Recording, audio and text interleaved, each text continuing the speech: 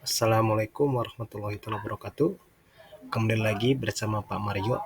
Halo Sobat Cimensa, semoga kita semua selalu berada di dalam kondisi yang sehat ya.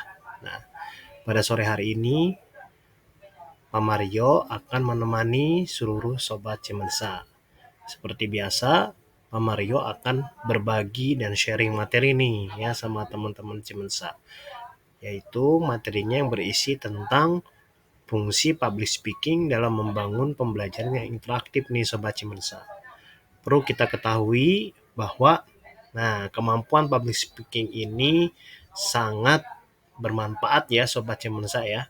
Selain artinya di sini melatih keberanian kita dalam berkomunikasi, melatih kita untuk berekspresi ya. Dengan kita mempelajari public speaking nih Sobat Cimensa, kita bisa lebih paham ya bagaimana cara dan metode ya ketika kita harus berbicara dengan orang yang ada di depan kita nih Sobat Cimensa. Nah, tentu di sini Pak Mario tidak hanya mengajak Sobat Cimensa untuk belajar tentang public speaking, melainkan Pak Mario pun mengajak juga nih teman-teman Bapak Ibu guru hebat yang ada di Nusantara ya untuk sama-sama di sini kita sharing apa sih manfaatnya Pak Rio public speaking ini terutama dalam membangun pembelajaran yang sifatnya interaktif. Oke, di sini Pak Rio akan bahas secara satu persatu nih ya. Nah, dimulai dulu dengan pembahasan yang pertama ya. Nah, di sini ya Pak Rio membagi menjadi 3 pembahasan dasar ya teman-teman ya. Yang pertama ya ada prolog, dampak, dan output.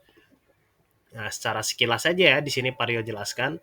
Nah, di mana di sini teknik public speaking untuk guru ya memungkinkan kita untuk bisa mengajar ya secara menyenangkan dan tidak membosankan.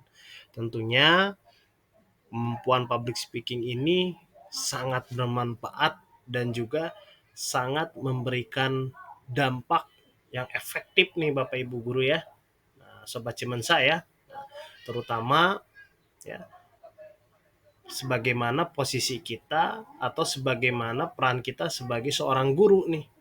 Sehingga kemampuan public speaking ini sangat memberikan manfaat yang luar biasa. Dampaknya bagaimana? Dampaknya, melalui kemampuan public speaking ini kita ya diberikan ya suatu manfaat nih ya sahabat guru Indonesia. Salah satunya adalah tentang bagaimana cara kita untuk melakukan pendekatan-pendekatan secara persuasif, terutama terhadap anak-anak kita. Lalu melalui kemampuan public speaking di sini ya kita juga bisa membangun branding nih sobat guru Indonesia ya. Nah, artinya ini saya rasakan juga nih. Dulu saya itu orangnya introvert, tapi ya lama kelamaan artinya setelah saya banyak ngobrol ya dengan orang-orang yang ada di sekeliling saya, kemudian bertemu dengan beberapa orang yang berbeda. Nah, disitulah saya menjadi terbiasa ya untuk berbicara di depan umum. Kalau dulu sih di depan kamera atau berbicara di depan orang aja itu gemetar ya. Tapi dengan kita membiasakan untuk berkomunikasi di depan umum, nah di situ banyak manfaat dan banyak pembelajaran yang bisa kita kaji nih sobat guru Indonesia. Lalu ternyata kemampuan public speaking ini ya sangat memberikan manfaat juga nih sobat guru Indonesia. Sebagaimana yang kita tahu bahwa kita sekarang sudah menggunakan kurikulum merdeka. Tentunya di dalam kurikulum merdeka ini sosok seorang guru itu sudah pasti ya harus cakap ya dalam apa dalam mengimplementasikan suatu media pembelajaran ya. Nah, di sini melalui kemampuan public speaking ya, melalui kemampuan komunikasi kita diajarkan ya bagaimana cara untuk menyampaikan materi kepada peserta didik.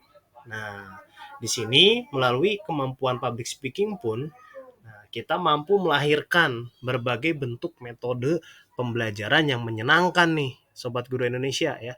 Salah satunya metode pembelajaran papan kejujuran yang pernah saya aplikasikan di sekolah tempat saya mengajar nih tentunya ya.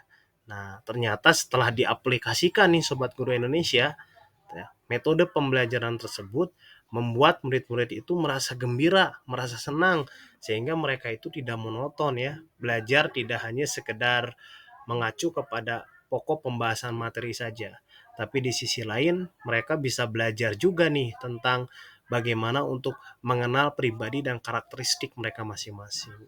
Nah, jadi dari situ ya, sedikit banyaknya kita bisa mengajarkan anak-anak kita nih, Sobat Guru Indonesia, untuk bagaimana membangun branding mereka secara pribadi melalui sebuah komunikasi interaktif.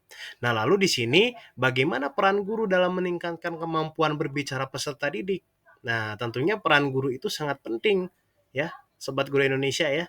Nah, karena pada saat kegiatan inti, nah setelah kegiatan inti, guru itu ya diupayakan ya untuk mengkomunikasikan pembelajaran yang nanti akan disampaikan kepada peserta didik ya, entah itu melalui sebuah permainan, entah itu melalui sebuah story, ataupun entah itu berupa ilustrasi-ilustrasi sederhana ya. Nah, jadi di sini kita bisa mengolahnya dengan berbagai habit ya, atau dengan berbagai metodologi yang sifatnya variatif nih Bapak Ibu Guru. Nah, ada beberapa hal yang harus kita perhatikan juga nih Bapak Ibu Guru ya. Terutama ada saya rangkum menjadi dua pendekatan. Nah, yang pertama timbul sebuah pertanyaan, bagaimana peran guru dalam meningkatkan keterampilan berbahasa lisan agar pembelajaran bahasa lisan memperoleh hasil yang baik? Nah, tentunya seorang guru itu wajib ya untuk memberikan kalimat-kalimat atau pernyataan-pernyataan yang bisa meningkatkan kemampuan peserta didik. Salah satunya, nah ini nih yang perlu harus diperhatikan nih Sobat Guru Indonesia ya. Jangan sesekali artinya kita menahan apa yang ingin ditanyakan atau apa yang dijawab oleh anak-anak kita. Nah, tugas kita di sini sebagai guru untuk apa? Untuk memberikan mereka keleluasaan dalam berpikir nih Sobat Guru Indonesia.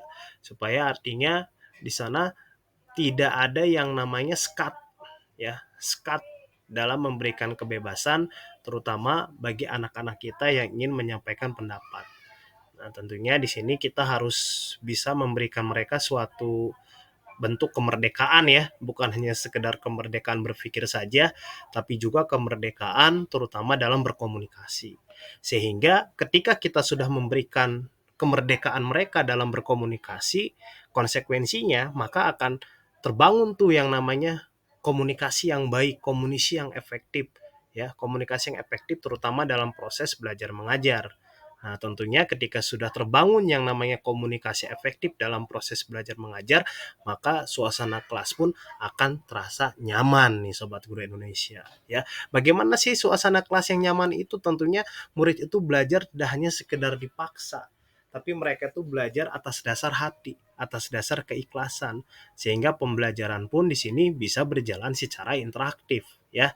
Nah, jadi ini ya beberapa metode yang memang harus perlu kita miliki sebagai seorang guru ya, terutama dalam menciptakan suasana belajar yang menarik, yaitu salah satunya dengan kita membangun komunikasi beserta dengan peserta didik kita ya melalui sebuah teknik public speaking yang konsekuensi logisnya di sini mampu membuat mereka itu menjadi aktif.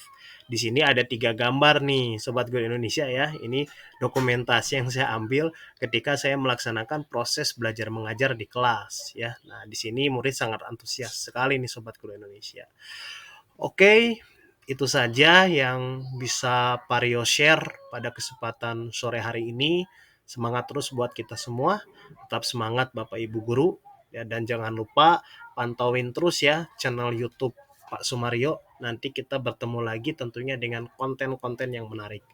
Terima kasih. Wassalamualaikum warahmatullahi taala wabarakatuh. Salam sehat buat kita semua. Cayo.